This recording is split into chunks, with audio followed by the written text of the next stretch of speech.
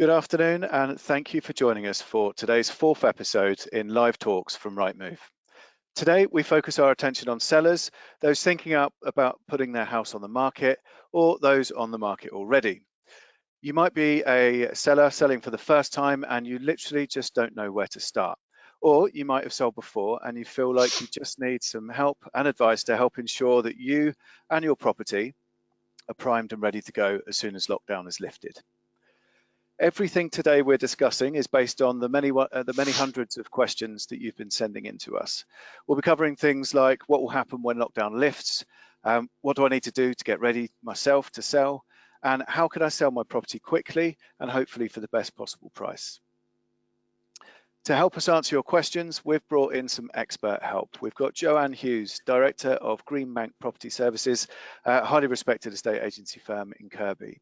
Joanne and her team specialise in helping and advising sellers, ensuring they're prepared and informed for a smooth and, fingers crossed, stress-free experience. Hello, Joanne, how are you doing?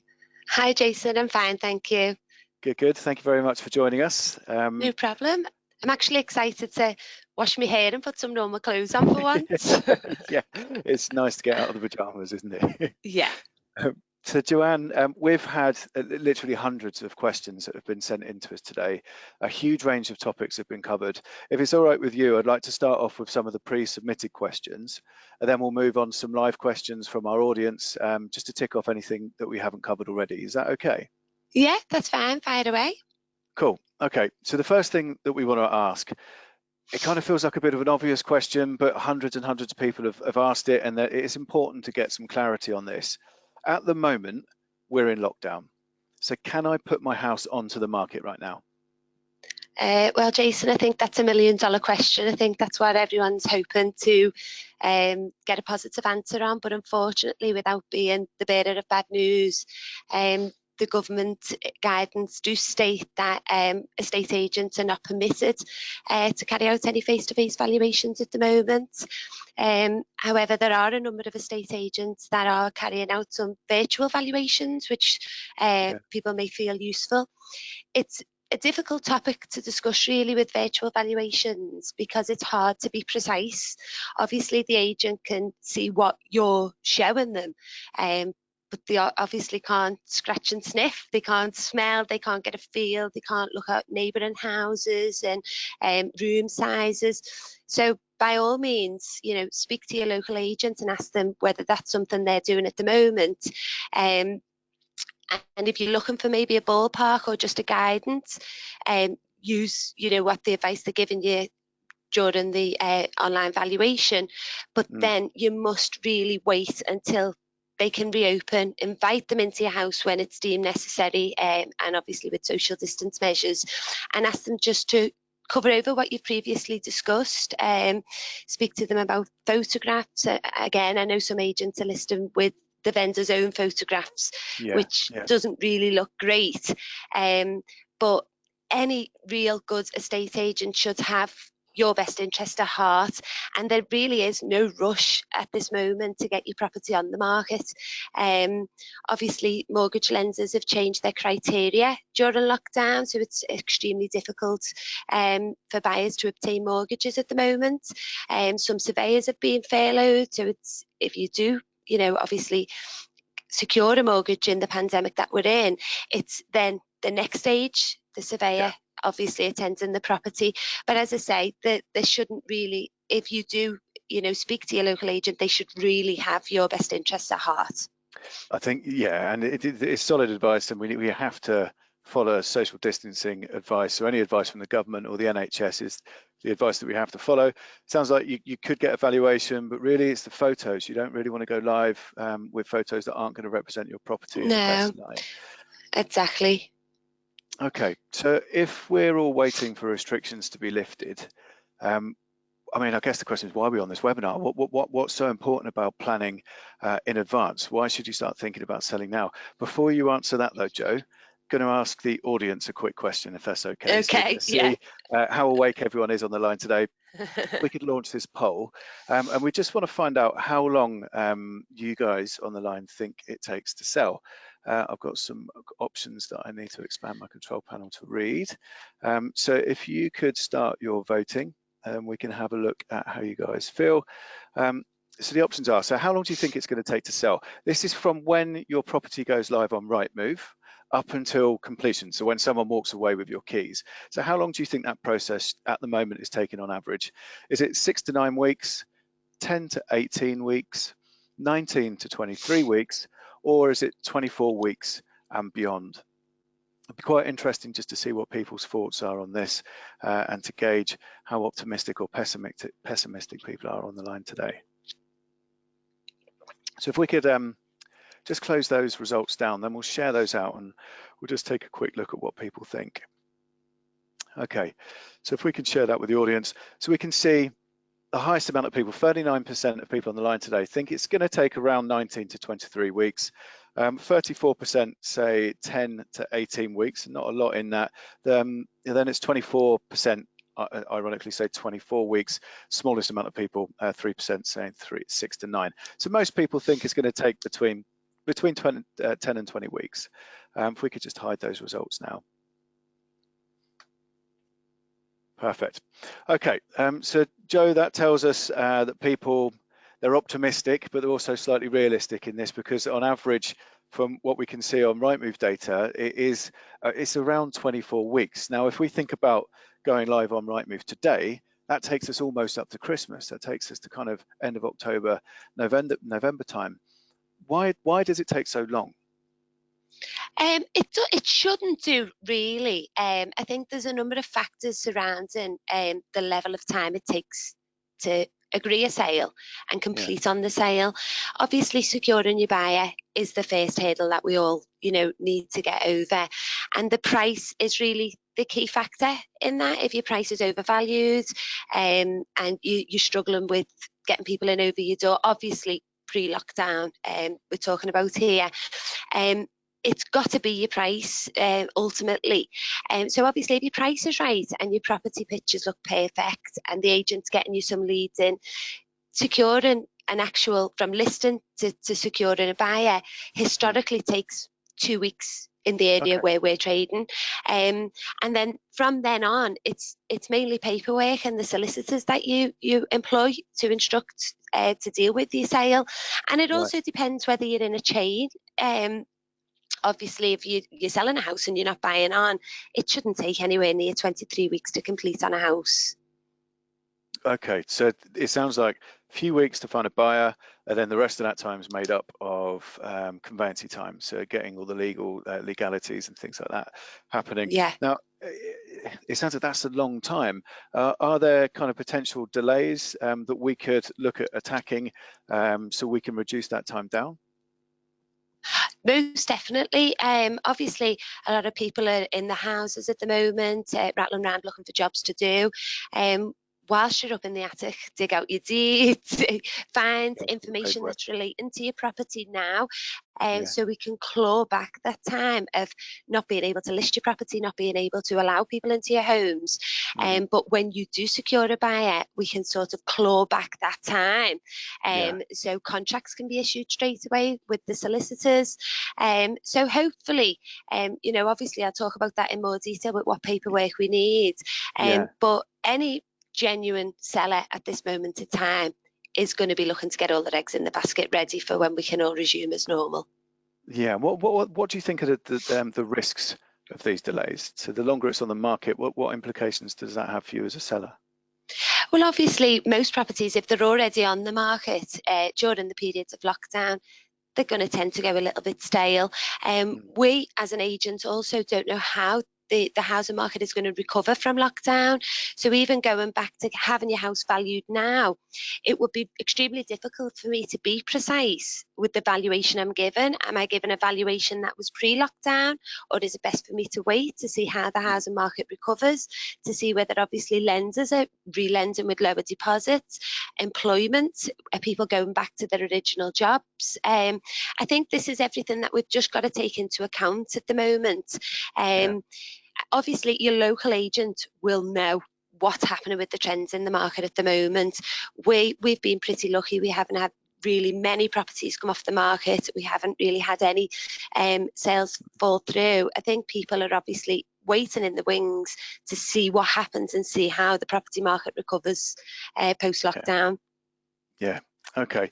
All right. So let's go through some of the things, the efficiencies that we can put into place, maximising the time that we've got at home now. So let's pretend for a moment I'm a first-time seller. I've never done it before. I'm climbing up the walls because I've been trapped in my house for a few months and I want to get out. What's the first thing that I need to think about when it comes to selling that property? I would probably, it really depends whether you're selling and buying on, really. What I would suggest, and what we do suggest when booking the initial valuation, is dig out your mortgage statement, find out what your balance is. Can you potentially sell that property? I don't think a lot of people realise you cannot sell a property if you're in negative equity, or there's complications with selling a property. So you need to really find out what equity you've got in that property.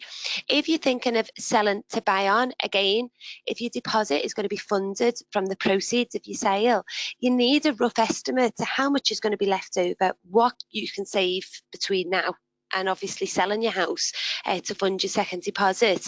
And just shopping around, speak to your mortgage lender, find out what deals are on, because obviously the rates have reduced recently, so they may be offering better rates. See if you're still locked in. If you do redeem your mortgage early, what penalties? Just sort of finding out how the land lies with regards to financials. Can you move when lockdown is lifted, or is it just that you want to move when lockdown has been lifted? Yeah, perfect. And what about using things like mortgage calculators? I know Rightmove's got a mortgage calculator. You can find them kind of other places as well. Is that going to help you understand where you sit in terms of affordability? Yeah, most definitely. You know, we all like to live in a life where we can dream about £500,000 houses, but can we afford them? Everybody will want to know what the repayment is on that loan. They need to factor in quality of life and, you know, just a bit of everything really. But yeah, price comparison sites, mortgage calculators, speak to an independent broker. They're probably all, you know, scrambling around looking for a bit of work at the moment. So yeah, use your time wisely. Do your homework now before trying to invite an estate agent into your property. Yeah, sound advice. Thank you. No All problem. right, so I've done my research. I know that I can move. I've either sold before or I'm looking at the first time. I've ticked that box. What else can I do now? So when we think about that delay, I guess the huge part of that time was wasted in conveyancing. You mentioned documents. What kind of documents should I be looking for?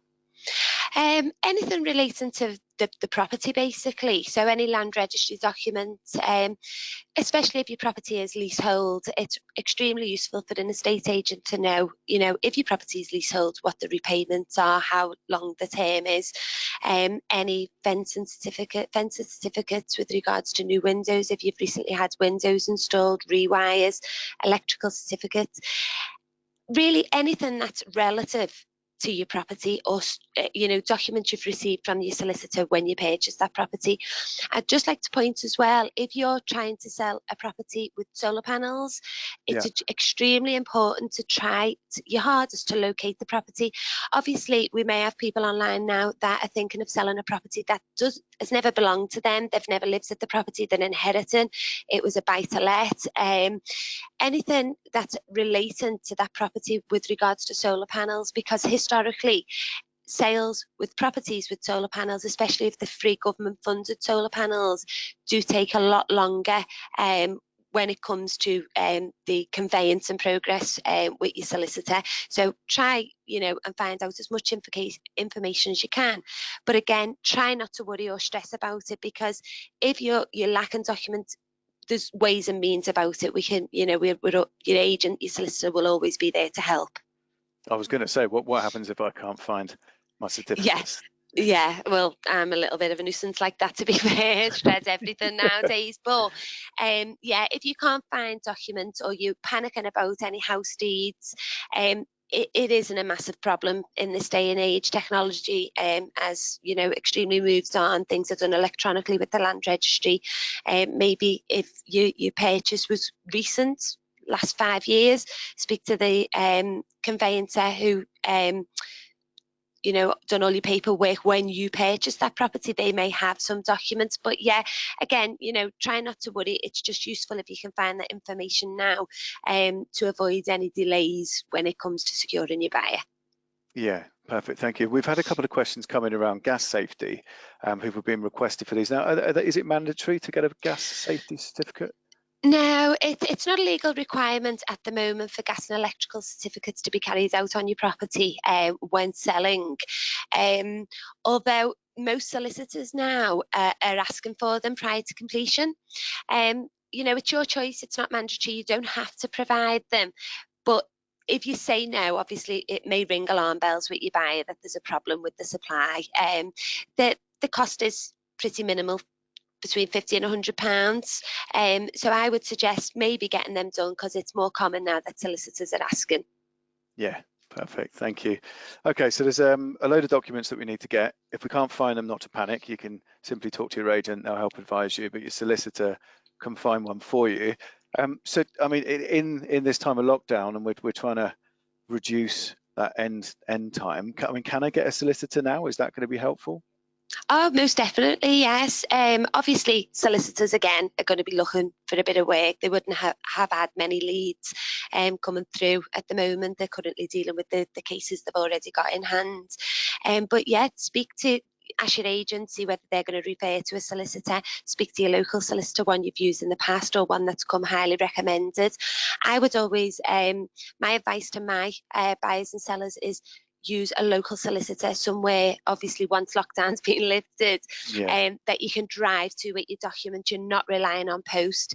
If it comes to D-Day and your house is due to complete that day and the solicitor notices that outstanding a document that they need the original, you can drive there and hand deliver. Speak to your solicitor, ask them, talk about fees and costs when, with regards to selling or maybe selling and buying. Find out obviously what their fees and charges are. But I would also ask for the initial protocol documents. Right, okay. This is the first stage really when instructing a solicitor. They will send out a pack, which is, 50-page documents. A lot of people open the pack, look at it, hide away from it, and put it in the kitchen drawer for another couple of weeks. But this time now is perfect to be looking through them documents. Most solicitors' protocol documents are very similar, so depending on what solicitor you use, they'll probably ask the same questions. It's a two-part document. The first part is obviously a property questionnaire. That's relative to boundaries, things regarding grids at your property. Again, try not to panic. People read them first questions, think, oh, I don't know, and literally just file it away for another day. This time is great to sit. You've got time, look through them, familiarise yourself with the questions they're going to be asking, because some of your buyers or your potential buyers may ask them questions. So you're preempting, you're familiarising yourself, you're becoming knowledgeable with regards to your own property. The second part of the protocol document is all about fixtures and fittings. Again, that's really, really useful when it comes to showing buyers around your property. It's relating to what you leave in curtain poles, light fittings, TV aerials, fridges and stuff like that. So it is extremely useful to use this time to complete those documents, because they do perform part of your contracts. So if you fill them in, you can send them back to your solicitor. Once you've found a buyer, the contracts can be issued straight away. That would normally take, from contracts being issued and the vendors normally getting that paperwork back, 2 weeks, 2 to 3 weeks. So we've already, closed that time down. A lot of solicitors now have got online portals, so you can fill out the forms on the online portal, but you must check with your solicitor that you won't be charged at this stage. Most solicitors won't charge you for getting to this stage, but please, obviously, I don't want to be footing the bill for 3,000 people. But yeah, if you could just check with your solicitor. As I say, at this stage, we've been taking them out to valuations and leaving them so people can read through. So it's really, really useful. Yeah, and lots of people have been asking, can they start doing all this with their solicitor now? Are they working kind of business as usual at the moment? Yeah, some solicitors have been furloughed. Obviously, it's got to happen to keep your business surviving, but they're not really going to engage anything with you at the moment. They may just email you across the initial document, give you some quotes. Some receptionists are still working, but yeah, especially the solicitors that we're referring to is still working, yeah. Okay, perfect. And what about signing documents and things like that? Yeah, well, that again, it's a difficult one because now with obviously all the money laundering risks that we face, Yeah. we do have to see people in person. So you again maybe speak to your solicitor with regards to that. They do electronic checks, so you just put your passport number in, and they will obviously do your PEP checks with their, you know, whatever they subscribe to, really. Yeah. So things like DocuSign and things that you can do electronic Yeah, signatures I online, think which is as pretty well secure. with doing all your electronic checks, there's a minimal cost, maybe £5, something like that, if you decide to go down that road. Yeah, okay. All right. So it sounds like there's absolutely bags that you can get on with while you're stuck in lockdown, from finding the documents which are going to be lost in a drawer somewhere that you haven't seen for 20 years, to trying to find a local solicitor to the property, getting the protocol documents done, and hopefully working through that portal. Fingers crossed, we've managed to shave off quite a considerable amount of time, a few weeks potentially off Yeah, this. definitely, yeah. So we're now in a position where we can sell quicker. Or so we can reach that completion date quicker. What about getting a faster offer and hopefully the best price for that property? Is there anything that we could be doing in the home? Yeah, obviously, without sounding out the obvious things, declutter, make your home Yeah, look as presentable as you possibly can, repair them broken fence panels that you've been thinking of doing for the past 2 years. yeah, Things obviously, listen, everyone's in the houses at the moment, aren't they? They're looking at them thinking, this is annoying the life out of me, I need to move. Or obviously people are selling for other reasons. They may have more babies on the way with the lockdown, who knows? But getting your property ready is the most important thing, especially for me. You know, when I entered a property and people have still got unmade beds and they're like, oh, it won't be like this for viewings. Even when your agent comes round, make sure that property is in tip-top condition. I even, last time I sold my house, I think the contents of the world and his wife went in the boot of my car, yeah, just to make the property look as spacious as you possibly can, just retouching up paintwork. I'd never advise anyone to, you know, give the property an overhaul. Some tastes differ, you know, people who like white might like canary yellow. I would never say, you know, recarpet, repaint the houses, but just make it stand back and think, does this property look like a show home? You know, yeah, candles and stuff like that. But yeah, your photographs, obviously when you're inviting your agent out to the property, it's the external part, and I think that's what people forget. You know, they're too busy, you know, putting things under beds.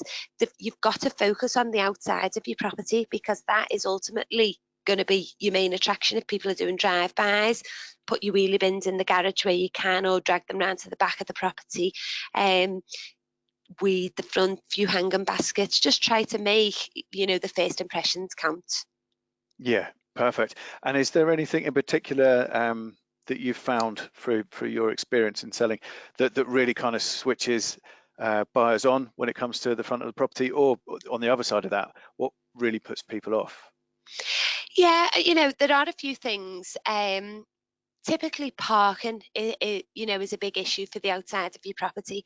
If you know your driveway is quite, you know, small and you drive a Range Rover Evoque, leave it off your drive, you know, while your house is on the market. You know, try and let your property be shown in its best possible light. If you know your neighbouring property has 5 cars, have a polite word and just say, you know, I'm going to be putting on my property on the market in a couple of weeks. Yeah, Can you just sort of leave your cars a little bit down the road just so it doesn't look overcrowded outside? Just general, you know, obvious things with regards to the outside of your property. Again, wheelie bins is just, you know, my pet hate. And I know people can't, you know, if they live in a terraced house, they can't do anything about that. But, you know, if you can, move the wheelie bins where possible. get them out of shot at least. They can still be Yeah, outside. yeah, So definitely. The amount of smelly wheelie bins I've moved in my day for a good photo.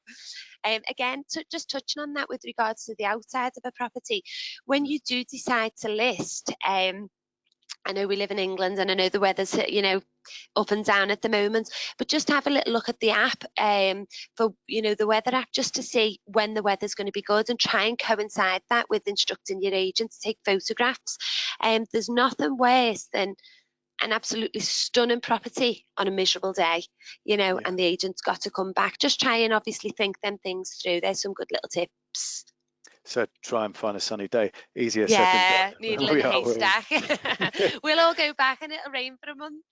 Well, I'm looking out my window. So Yeah. since lockdown has kind of come in, people have been trapped in their houses and kind of, it's been stressful for a lot of people. Have you seen a change in what people are looking for in their new home? Yeah, bedroom sizes. Obviously, people are looking at space. That tends to happen after Christmas as well. Mm, They've got tables through the lounge and there's toys everywhere. It's similar now. People are trying to declutter. They're realising they've got nowhere else to put any of the stuff, and they're looking for bigger properties. But again, that is quite the trend, regardless of lockdown or not.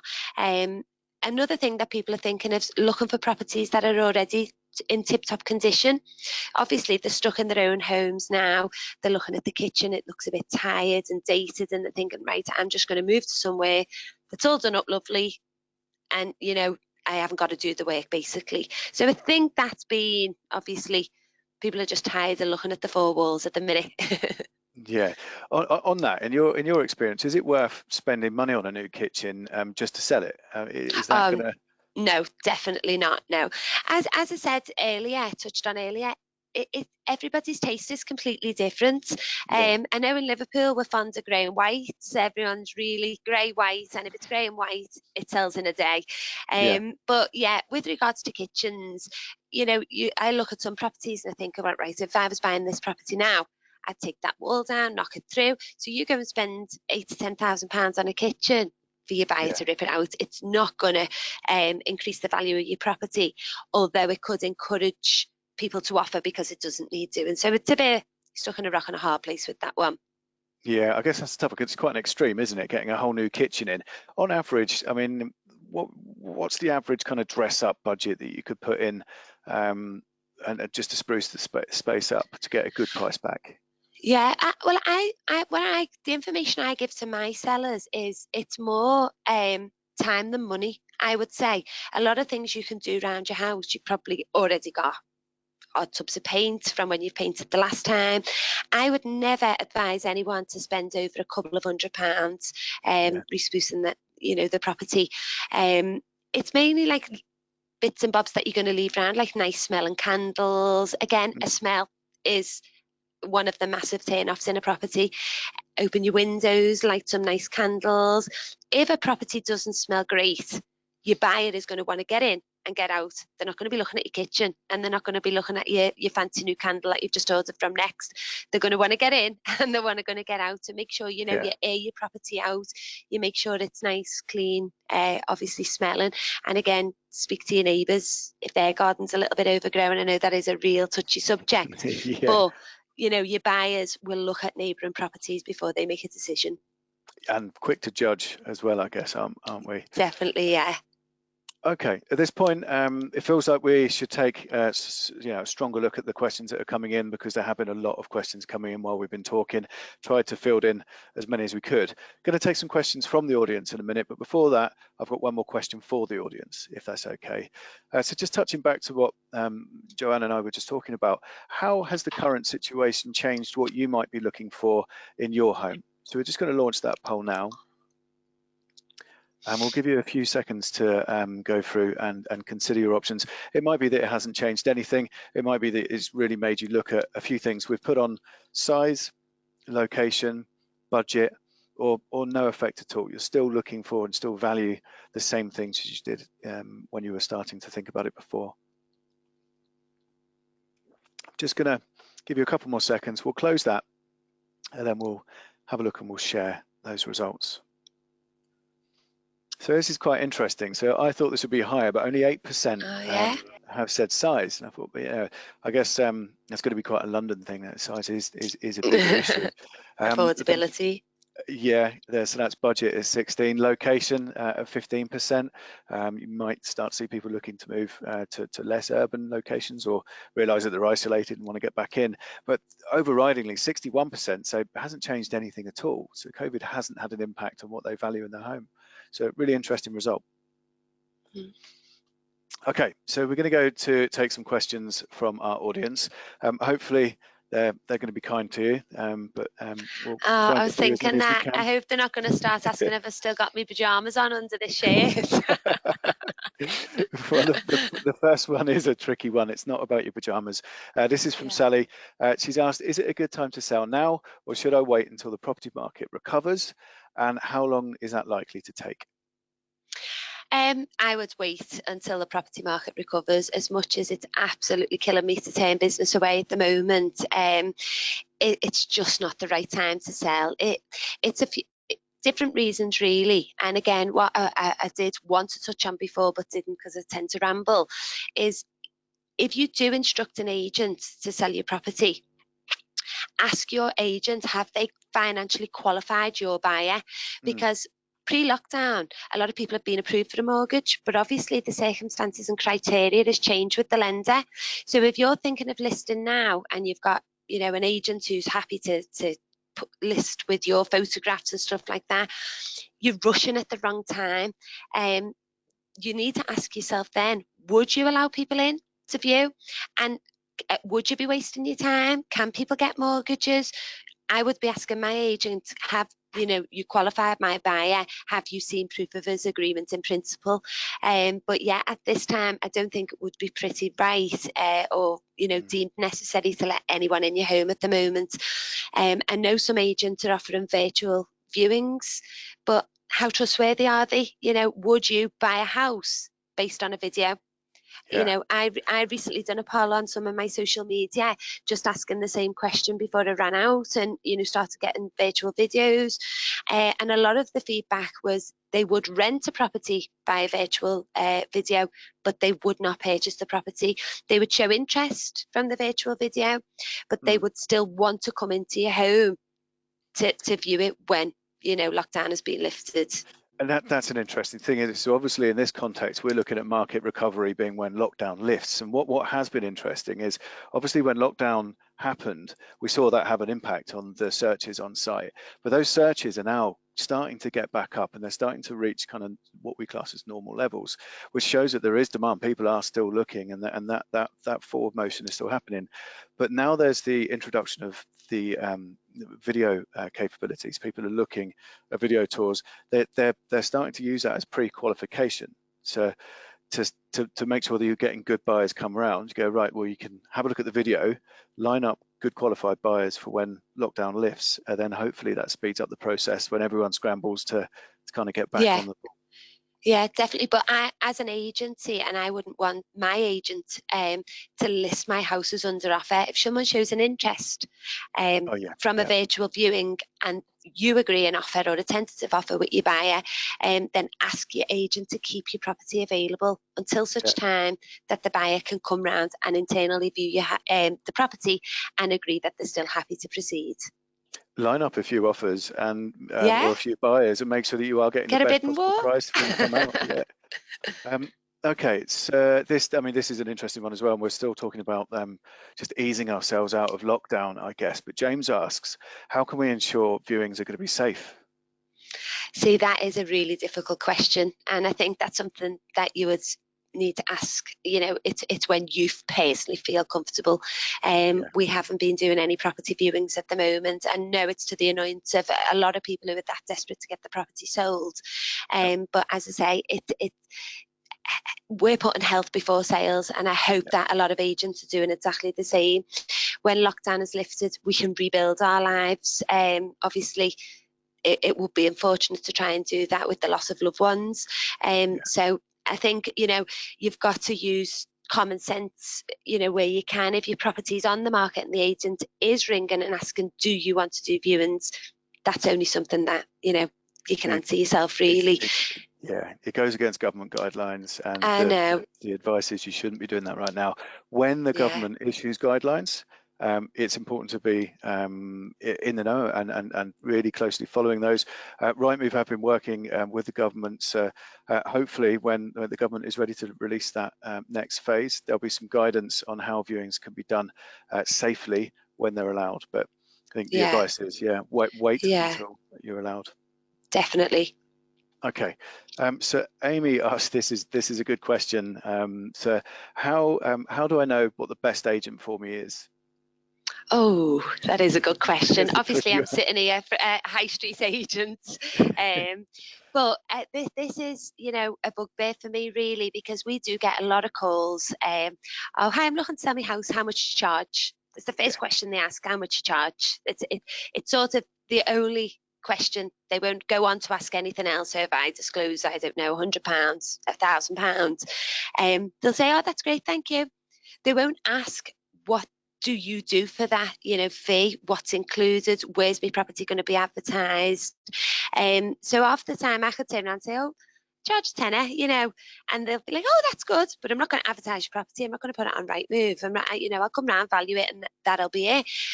You need to, especially now, because obviously the financial difficulties that a lot of estate agent will be facing, you need to check that the agent you're going to instruct is still advertising on the portals, the papers that they initially started out advertising, because I know a lot of agents are changing where they're spending the money and things like that, which is, it's extremely sad for agents in this market that we're in.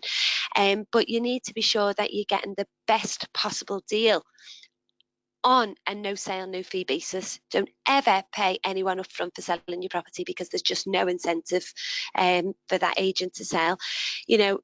We're now saying, don't put your property on the market now. If I was, a pay upfront agent, I'd be saying, oh yeah, it's a brilliant time to sell. Send me your pictures, even though they're rubbish. I'll list them, and here's my bank details for my money. Go with an agent that has got your best interests. Yeah, and I guess for many people there is a level of experience which is going to lean you towards whether you just pay, whether you're paying for a prepay agent, or whether actually there's an extra level of hand-holding that you might need, or that extra level of service. That's that 24-week progress, that period of time is what we're paying you guys for, essentially, isn't it? Because that's the real tough part of the sale. So think about what it is that's important to you, and weigh up that cost versus handholding that you need. I think it also depends on how savvy you are. If you're on with an online agent, you've got to log on the computer and stuff like that, and I don't know whether people realise that. Okay, so Duncan has asked, and we have asked this one. I'm going to do it again. Is it worth spending lots of money renovating parts of the house, when it's just not going to be to the buyer's taste potentially? We can recap on that one. You said it's about a couple of £100. No, I tend to go to a lot of inherited properties whereby it was an elderly grandmother's house, and it is dated and tired in places. By the time you spend maybe £10,000 renovating, replaster kitchen and stuff like that, the value is going to be the same, and you'll have just wasted a lot of time. But I think, it's individual cases, that question. It really, really does depend on the house, but I wouldn't spend any more, than your time rather than money. Yeah, definitely. Okay, Frank says, is it beneficial to have the owner show potential buyers around the house themselves, or should we just exclusively leave this for the estate agent? I think this is the most common asked question that I get. And again, I'm a very honest person, and I don't want to sit on the fence and get splinters, but there's pros and cons for both. Obviously, you show them round, they'll ask questions that only you will know. What are your neighbours like? Do you get your boiler serviced? Where's that floor from? An agent shows them round, and they'll be extremely honest. They will tell the agent if they like it or they don't. Obviously, agents can accommodate them more. So we're here, 7 days a week, most agents accommodating viewings, but they will tell the vendor direct that they love it, and they're going to bring the agent in the next half hour and make an offer because they want to please you. We tend to get really good feedback when we're at the property. So there's pros and cons to both. I do prefer my vendors showing them round, because a lot of people think, oh, it's lived in. Well, where are the people? Where have they gone? They think there's an ulterior motive to why then they've gone out. So it's nice to maybe do both, have your agent there alongside you if you're feeling a bit nervous. But yeah, especially in our area, our vendors, I could give them all a job, I think. They tend to sell them quicker than us. Yeah. Well, they bought the house in the first place, and they Yeah, fell and in there's a love with it, reason and they they know the loved it. things. Yeah, definitely. Okay, so the answers there, maybe both. This is a great question from Jessica. So what are some good negotiation techniques for me to get the best price from a potential buyer? Oh, practice your poker face. Don't show your cards too early. That is the main thing, really, when buyers ask, oh, what would you take? I'm not sure, we haven't really discussed it. Keep things to, basic answers to the questions.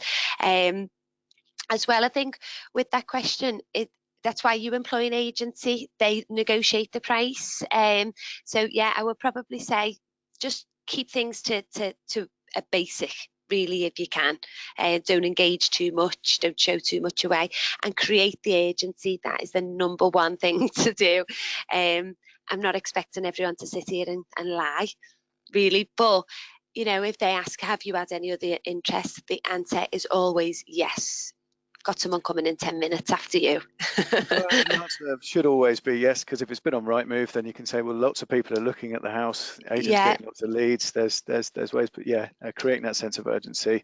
I have yeah, one agent who they try and overlap slightly some of their that's viewings, so they exactly see what some we other do. people. Yeah, it's a good way to try and add a bit of fear into making that Yeah, well, offer as you'd they're always want leading up. what everyone else wants, don't you, really? So that you'll find that if we do bookings overlapped, you'll find that a lot of people do run into the office and they're looking around to see if they've got there first. I think what they need to understand is it isn't always based on first come, first served. Yeah. Okay, perfect. Thank you. Had quite a few people type in asking if you could summarize some of those documents that they should be looking for now. Oh yeah, I did make a note on Okay, that, but I good. think I've sort of pushed it to the side. Yeah, Yeah. to document anything relating to fencer certificates, so that's for your What is a windows. fencer certificate? Just So for those that don't know. when your windows are installed, they will supply you with a certificate Yeah. for good workmanship, and they'll sign off. Obviously, it depends where your windows have been. If it's windows that have been at the property for years, if you're adding additional windows, you've got to be careful that you've got the relevant planning in place. Yeah. So fence certificate, if you've had a rewire or new circuit boards, anything land registry based, title deeds, maybe a title plan, even if the years old. I know my pack is really years old on A3 sheets of paper, but anything that the agent and solicitor would find useful, relating to that property. And do I need a certificate? This one's just come in if I've had an extension done. See, that again, you should. It depends in individual circumstances. I'd need to see the extension. If it's a garage conversion and the garage was already there and you've literally just added a window to the front and there's no Velux, then no planning permissions required for that, as wise conservatories. But you would need to speak to your relevant department, your local council, for more information on that. But again, Okay. you've really got to press carefully with that, because it could open a can of worms if things haven't been done and signed off to right building regulations. They may ask you to put the property back to its original condition. So be careful. And is that the same with cladding? If you've had cladding put on? I'm not too sure with regards to cladding. Yeah. Obviously, you'd need to speak to the council when they reopen. I know most councils are closed at the minute, but yeah, I'm not really familiar with that, unfortunately. One Not a question I planning couldn't expert. answer. Yeah, we need everyone. Well, with that, we've only got a couple of questions or time for a couple of questions, if that's okay. So we're going to make this our Yeah. last two.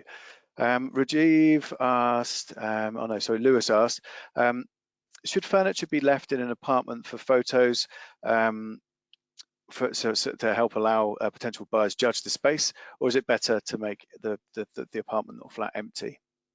I would always advise to leave minimal bits of furniture, couch, beds, dress nice, presented well. It depends, how you're going to leave the furniture. If you're leaving a bed frame with no mattress, then remove the bed frame. But it does feel nice for an agent to walk into a property when there's a bit of it doesn't feel as cold and as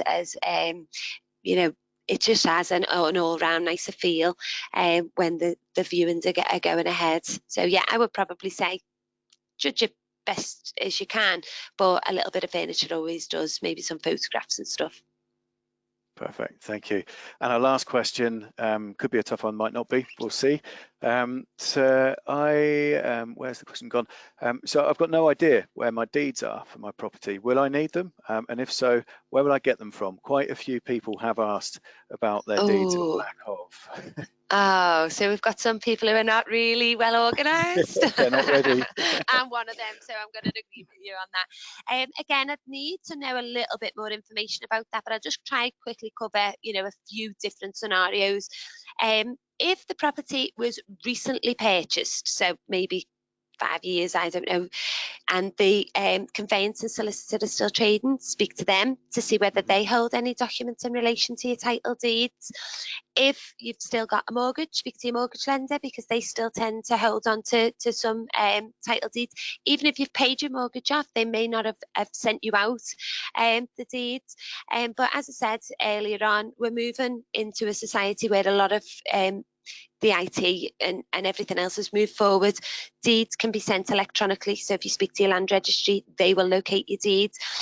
Another scenario is, and again, I don't really want to worry people, and it's only happened once to me in 15 years, if the property is really old and it's had the same owner for a long time, there's a chance it's not registered.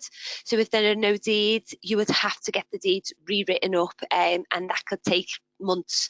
So if you start looking now, speak to your solicitor, speak to your mortgage lender.